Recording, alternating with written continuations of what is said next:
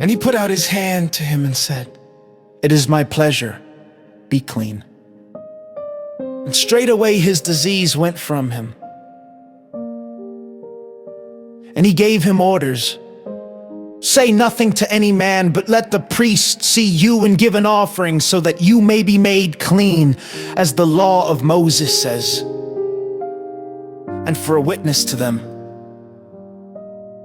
But news of him went out all the more in every direction, and great numbers of people came together to give hearing to his words and to be made well from their diseases.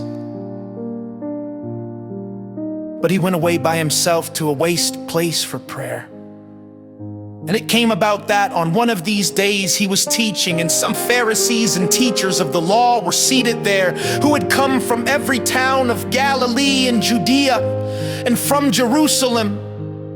And the power of the Lord was with him to make those who were ill free from their diseases. And some men had with them on a bed a man who was ill without power of moving. And they made attempts to get him in and put him before Jesus. And because of the mass of people, there was no way to get him in. So they went up on the top of the house and let him down through the roof on his bed into the middle in front of Jesus. And seeing their faith, he said, "Man, you have forgiveness for your sins." And the scribes and Pharisees were having an argument, saying, "Who is this who has no respect for God? Who is able to give forgiveness for sins but God only?"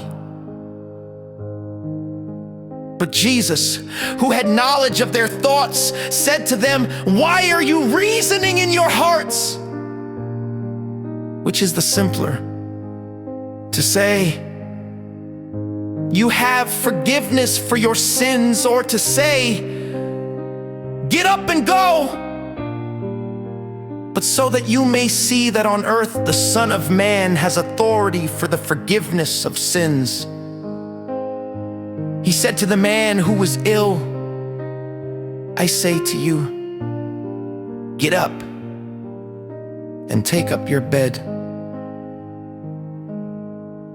and go into your house."